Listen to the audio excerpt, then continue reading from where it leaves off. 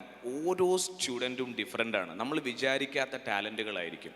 ഇപ്പോൾ caliph life സ്കൂളിൽ 2 വർഷം മുൻപ് ഒരു കുട്ടി അഡ്മിഷന് വന്ന സമയത്ത് ആ കുട്ടി, നമുക്ക് എന്തായാലും ഒരു ക്രൈറ്റീരിയ ഉണ്ടാവുമല്ലോ അഡ്മിഷൻ എടുക്കാൻ വേണ്ടിയിട്ട്. ആ അഡ്മിഷൻ ക്രൈറ്റീരിയയിൽ അക്കാഡമിക്കലി കുറച്ച് ഒരു വീക്കായിട്ടുള്ള, മീൻസ് ടീച്ചേഴ്സ് ഇൻ്റർവ്യൂ ബോർഡ് എൻ്റെ അടുത്ത് വന്നിട്ട് പറഞ്ഞു, ഒരു സ്റ്റുഡൻറ്റ് വേണോ എടുക്കണോ വേണ്ട. അപ്പോൾ നമ്മൾ ഇൻ്റർവ്യൂവിന് ശേഷം ഞാൻ പറഞ്ഞു അവരോട്, ഇവൻ വേറെന്തിനെങ്കിലുമൊക്കെ എന്ത് ചെയ്യും പറ്റും, ഇവന് അക്കാഡമിക്സ് ആയിക്കൊള്ളണമെന്നില്ല ഇവൻ്റെ മെയിൻ സംഭവം എന്ന് പറയുന്നത്.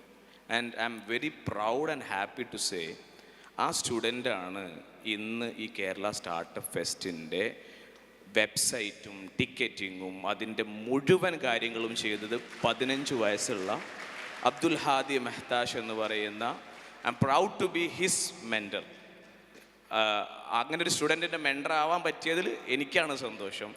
സോ ഞാൻ ഇത് പറഞ്ഞു വരുന്നത്, അങ്ങനെ ഒരു ടാലൻ്റ് ഇല്ലാതെ, എവിടെയോ ഒരു സ്പാർക്ക് ഇല്ലാതെ, ഞാൻ മനസ്സിലാക്കുന്ന 5 വിരലുണ്ടെങ്കിൽ ഈ 5 വിരലിനും വ്യത്യസ്ത ധർമ്മങ്ങളാണ് ദൈവം നൽകിയിരിക്കുന്നത്. 5ഉം തള്ളവിരലായിരുന്നെങ്കിൽ എന്ത് ബോറാവുമായിരുന്നു.